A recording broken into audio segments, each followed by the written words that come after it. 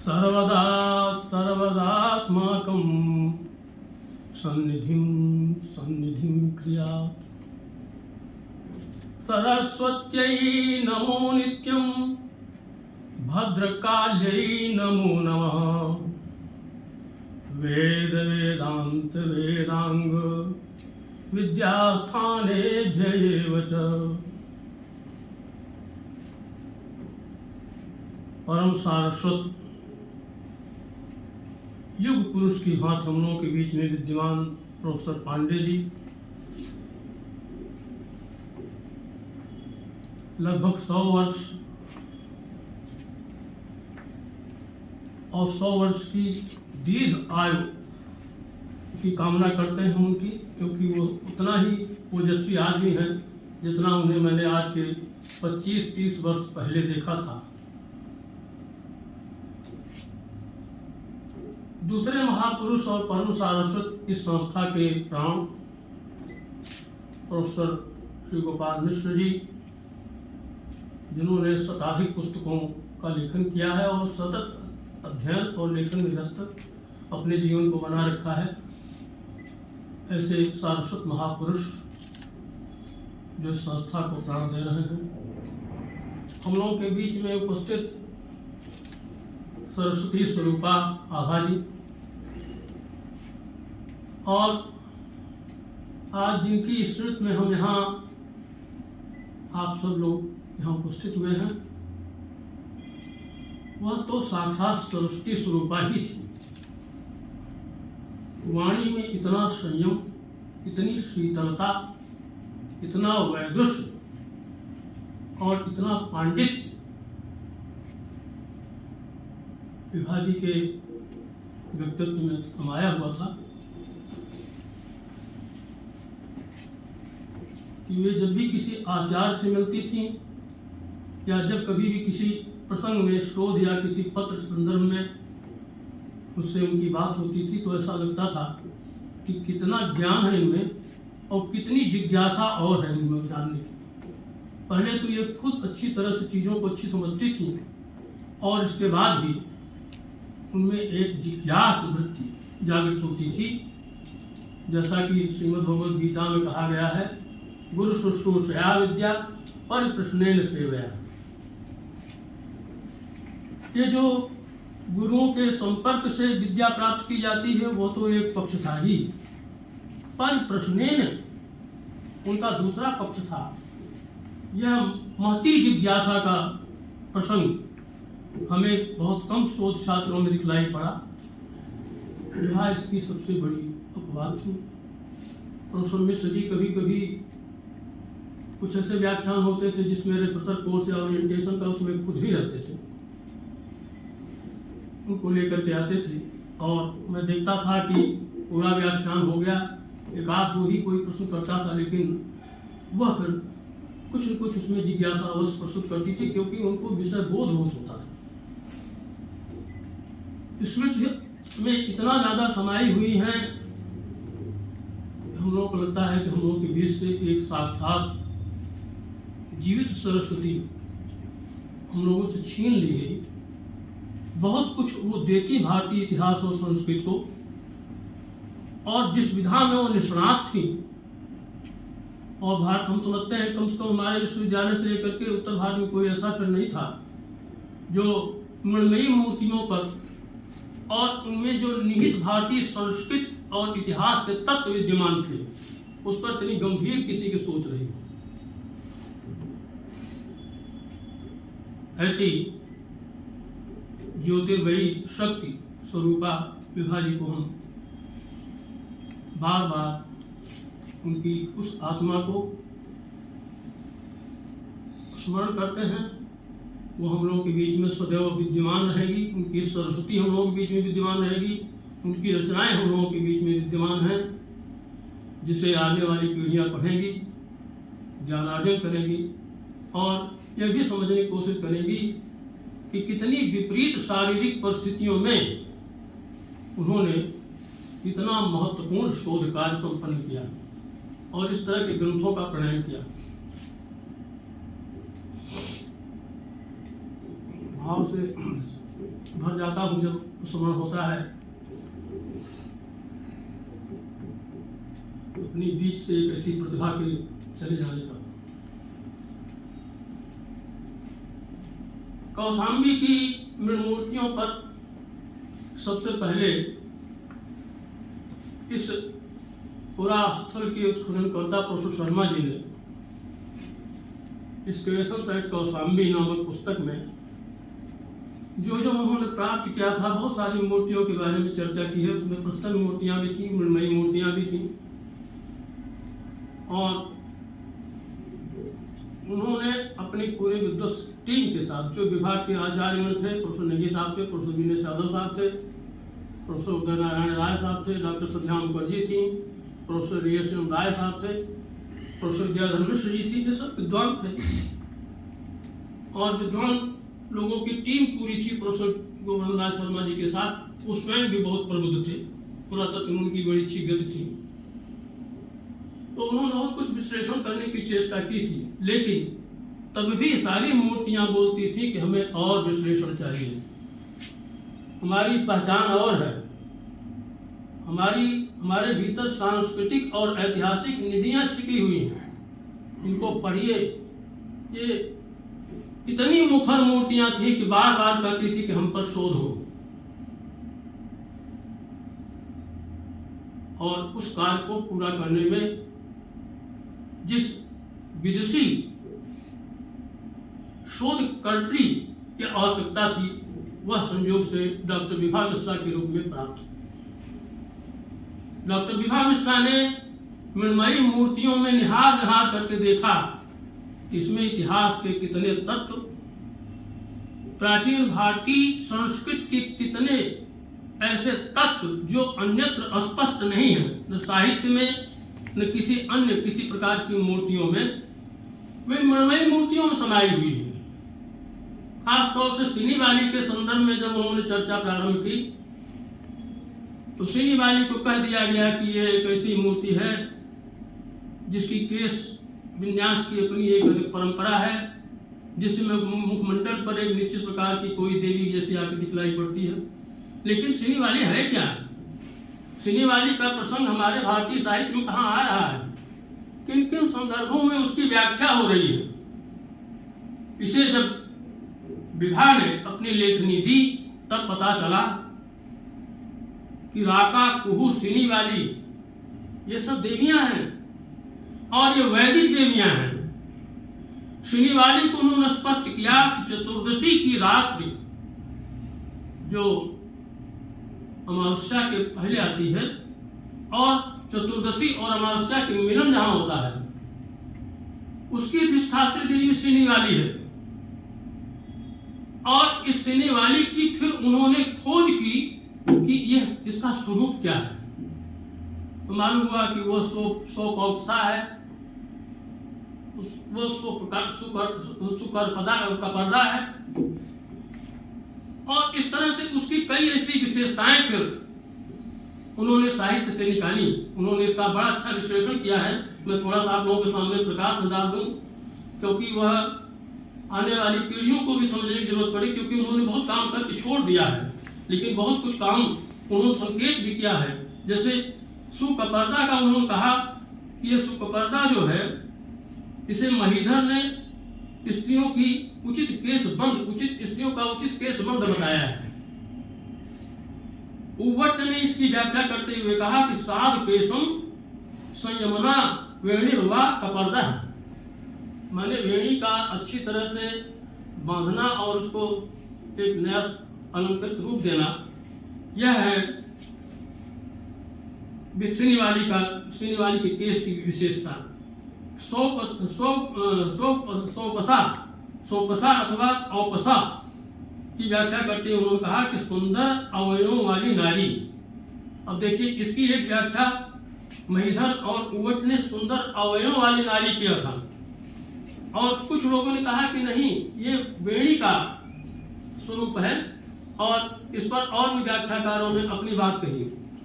सुखरीरा को कहा कि ये महीधर ने खास तौर से उवट ने कि शोभन मुकुट है, यह नारी अपने शरीर पर अपने सिर पर शोभन मुकुट के रूप में धारण करती थी। अब देखिए कि जिसको देख करके लोग छोड़ दिए थे, उस मृणमूर्ति में किस तरह से विभाग इतनी सारी चीजें ले आकर के रख रही हैं कि किस तरह से हमारी वैदिक संस्कृति और उस समय की नारियों की वेशभूषा का जो हमारे साहित्य में वर्णन है उसका किस तरह से स्वरूप को बताती है। इसी तरह से जब वासुदेव शरण अग्रवाल ने उसको अपनी तरफ से व्याख्या करना प्रारंभ किया तो उन्होंने कहा कि पंखों के समान फैला हुआ जिसका शिरोभूषण हो वह है सुकरीरा। और अथर्ववेद में फिर कहा कि छिद्रों से युक्त एक कोई केस को सजाने के लिए कोई छिद्रों से युक्त कोई उपकरण होता था जिसमें विभिन्न प्रकार की चीजें ठोस दी जाती थी और उसे फिर नारी अपने शरीर पर धारण करती थी। तो ये श्रीनिवाली की विशेषताओं को देखते हुए फिर किस तरह से विभाग ने उसकी नाना प्रकार की खोज करते हुए अंत में उसको ये कहा यह लक्ष्मी का एक रूप। इस तरह से शोध की एक नई दिशा उन्होंने एक मानक सबके सामने प्रस्तुत किया। इसी तरह से पंचचूड़ा एक टेराकोटा है जो यहां से भी मिला है, ताम्लुक से भी मिला हुआ है। कहा जाता है जो ताम्लुक में पंचचूड़ा प्रकार की टेराकोटा मिली, मृणमूर्ति मिली, वो भी कौशाम्बी से ही कोई ले गया होगा व्यापार के संदर्भ में, वहां जो पड़ी रह गई। और अब कहा जाता है कि ताम्लुक की है, लेकिन है वो कौशाम्बी की, क्योंकि उसकी जो पंचचूड़ा की जो फिगरिन है उसमें जितने प्रकार के हमें उसकी केश सज्जा के रूप 5 क्यूणों वाली दिखलाई पड़ रही हो वह पूरी की पूरी कौशाम्बी से प्राप्त पंचचूड़ा फिगरिन से मिलती जुलती है। इसकी भी व्याख्या फिर विभाग ने अपने ढंग से की और कहा कि यह भी एक लक्ष्मी का रूप है जिसमें विभिन्न प्रकार के अंकुश और खासतौर से पत्र, बाली, धान की बाली लगाई जाती थी और धान की बाली ऐसी जो लटकती हुई हो, जैसे मोर की कलगी होती है उस तरह से लटकती हुई हो। इसकी भी व्याख्या फिर विभा जी ने की।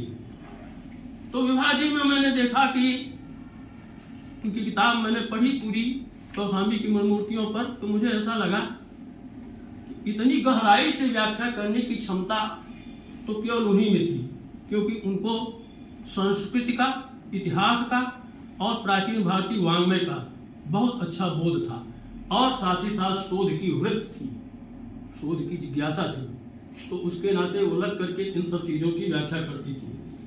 ऐसे उन्होंने हजारों मृणमूर्तियों को स्पष्ट करने की चेष्टा की और सबको उन्होंने एक निश्चित प्रकार से सजा करके उसकी सारी व्याख्या प्रस्तुत करके छाप भी दिया है, जो कि कौशाम्बी की मृणमूर्तियों के रूप में पढ़ी जा सकती है और सभी लोग शोध छात्र उसका उपयोग करते हैं।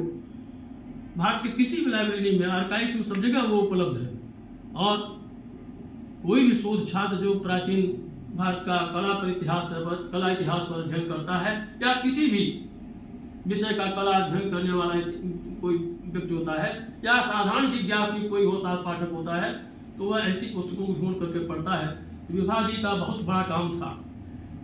एक उन्होंने दूसरा भी काम किया था उदयन की कथा पर आधारित, जो कि कथा सरित सागर में एक कथा आती है, उसके आधार पर भी उन्होंने किया था।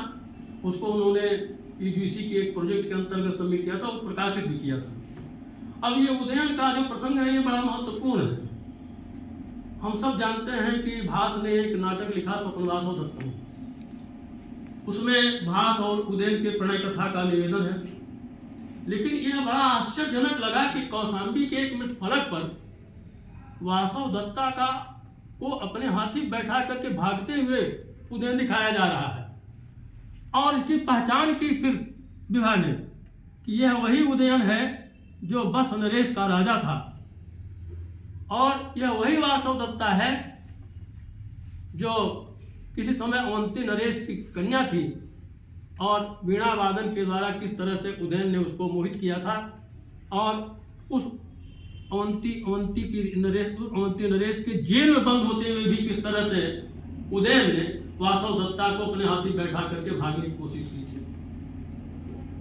इसी तरह से एक ऐसा भी मृत फलक मिला कौशाम्बी से जिसको लेकर के तरह तरह से लोग अपने तरफ से अनुमान किया करते थे, लेकिन विभा ने कहा नहीं यह रावण द्वारा सीता के अपहरण का दृश्य है, जो कि इलाहाबाद म्यूजियम में रखा हुआ है। सारी की सारी टेराकोटा फिगरिंग्स जो कौशाम्बी की हैं, वो सब की सब या तो इलाहाबाद विश्वविद्यालय के प्राचीन इतिहास विभाग के professor G R Sharma memorial जो संग्रहालय है उसमें सुरक्षित हैं, या ज़्यादातर आपके केंद्रीय जो संग्रहालय है कंपनी गार्डन में, यहाँ पर सुरक्षित हैं। इसके अतिरिक्त बहुत सारी ऐसी मूर्तियाँ हैं जो राजकीय संग्रहालय लखनऊ में हैं और दिल्ली के केंद्रीय संग्रहालय में भी हैं। सब जगह जा करके एक एक मूर्ति को बड़ी बारीकी से देख करके उनकी व्याख्या करने का कार्य जिस लगन के साथ विभाग ने किया है और जिन परिस्थितियों में किया है वह कभी भी भुलाया नहीं जा सकता है। यह कोई एक पूर्व जन्म का कोई ऐसा महापुरुष, ऐसा महाव्यक्तित्व ही कर सकता है जिसमें कि इतनी ज़्यादा जिज्ञासा हो किसी चीज़ को जानने की और उसके स्वरूप को व्याख्यायित करने की शक्ति जिसमें हो। तो विभाग का यह कार्य जो है मृण मूर्तियों के संदर्भ में सदैव स्मरण किया जाएगा। हम सब जानते हैं कि अहिछत्रा के उत्खनन से बहुत सारी मृण मूर्तियाँ प्राप्त हुई। तो मृण मूर्तियों पर प्रोफेसर वासुदेव स्वर्ण अग्रवाल ने एक बहुत अच्छा एक पत्र तैयार किया जिसे कि इंडियन आर्कियोलॉजी चौथे वॉल्यूम में छपा हुआ हो। इसके बाद फिर उन्होंने उस पर किताब लिखी। इसी तरह राजघाट से बहुत सारी मृण मूर्तियाँ प्राप्त हुई जो गुप्तकालीन थी। उसमें भी केश सज्जा के बड़े नाना रूप आते हैं। आज के जो सौंदर्य प्रसाधन की खास तौर से जो नारी की आज की वेशभूषा नाना प्रकार की बन रही है, उसका पूर्व रूप हमें दिखलाई पड़ता है राजघाट के खिलौनों में, मृण मूर्तियों में। उस पर भी काम बहुत कुछ हुआ है, लेकिन उसके पहले जूड़ा बनाने की कला और कितने तरह की जूड़ाएं हो सकती थी, इस पर जो मृतफलकों पर जो पहला कार्य था वो विभाग मिश्रा का था। हम सब जानते हैं कि संगम घाटी सभ्यता में भी जो नारी मृण मूर्तियां प्राप्त हुई हैं उनके केश विन्यास में कुछ विशेषता है। वहाँ भी जूड़ा की अलग अलग परंपराएं दिखलाई पड़ती हैं, लेकिन उनका पूर्ण विकास आगे चल करके मौर्य शुंग काल की मृण मूर्ति कला में दिखलाई पड़ता है जो कौशाम्बी से प्राप्त है। और उनकी अच्छी व्याख्या फिर हमें कौशाम्बी की मृण मूर्ति कला में दिखलाई पड़ती है और देखना चाहिए। एक जो महत्वपूर्ण बात जिसकी तरफ चर्चा करना चाहेंगे हम, वो ये है कि उन्होंने और भी बहुत सारे ग्रंथों की चर्चा किया, लेखन किया है, जिसमें उदयन कथा है 2010 में, अंडालकृत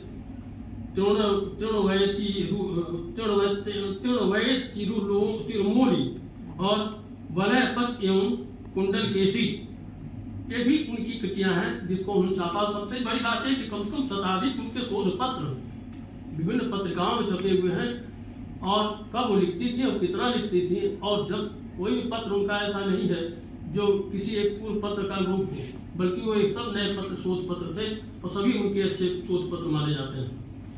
इसी तरह से देखते हैं कि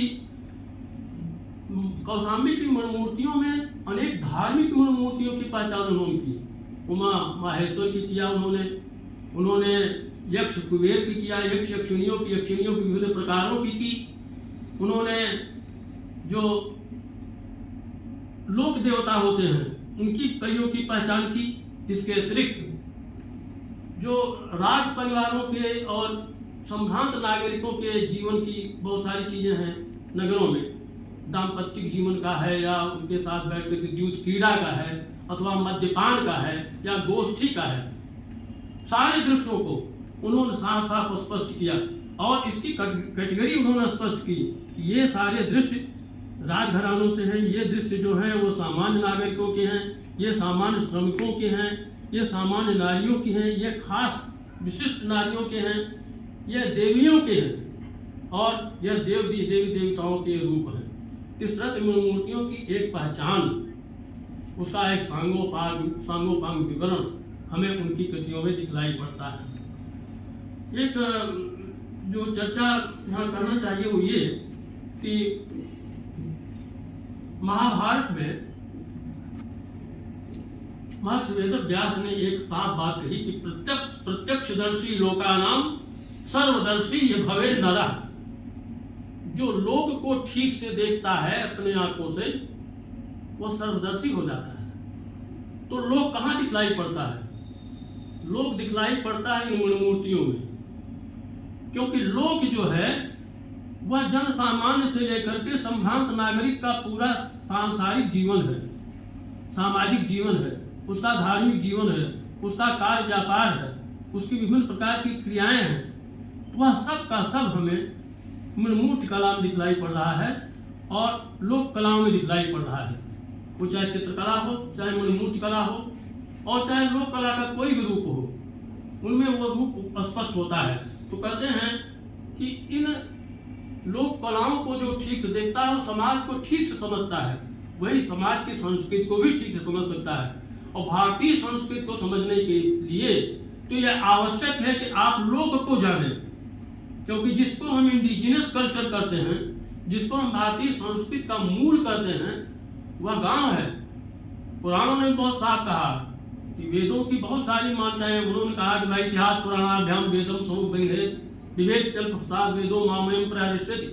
इतिहास पुराण के द्वारा वेदों की व्याख्या कीजिए, तो कहा वेद व्यास ने, वायु पुराण में कहा, महाभारत में कहा। लेकिन इतने से ही नहीं, उन्होंने कहा आत्मा पुराणम वेदानाम, वेदों की आत्मा है पुराण। और ये भी कहा स्कंद पुराण में कि पुराणम सर्व शास्त्राणाम प्रथमम ब्रह्मणा स्मृतम। ब्रह्मा ने सबसे पहले शास्त्रों में पुराणों का स्मरण किया। क्यों? क्योंकि वो लोक परंपरा से आए हैं, वो वेद परंपरा के नहीं है। वेद में तो केवल शास्त्रीय मान्यताओं के जो मंत्र थे उन्हीं को रखा गया, लेकिन लोक की जो शास्त्रीय और गैर शास्त्रीय दोनों परंपराएं थी वो तो पुराणों में आई। तो लोक वृत्त को भी जो आत्मसात किए हैं, ऐसे पुराणों पर कहते हैं कि हमारी पहली दृष्टि जाती है, और उससे वैदिक वाङ्मय सज्जित हुआ, और फिर उनको ध्यान में रख करके वैदिक वाङ्मय की व्याख्या होनी चाहिए। इसी तरह से मैं देखता हूँ कि किसी भी कला की व्याख्या के लिए लोक कला के भीतर जाकर के झांकने की जरूरत है। और जब तक लोक कला में उस भारतीय संस्कृति को नहीं समझेंगे आप, तब तक आप जो वाङ्मय में खास तौर से जो हमारा संस्कृत साहित्य का अथवा किसी भी पाली बौद्ध अथवा किसी भी तरह के प्राकृत भाषा का जो हमारा मूल ग्रंथ है, उसमें अंतर्निहित सांस्कृतिक तत्व को, ऐतिहासिक तत्व को हम नहीं समझ सकते हैं। इस दृष्टि से विभाग का कार्य और विभाग ने जो कार्य किया है वो सदैव स्मरणीय रहेगा। और हमारे पास शब्द नहीं है उनकी प्रतिभा को प्रकाशित करने के लिए। बहुत प्रतिभाशाली थी और बहुत कुछ वो देती देश के, इस संस्कृति को, भारत को। हम लोगों के बीच से बहुत जल्दी ऐसी दिव्य आत्मा हम लोगों से दूर हो गई।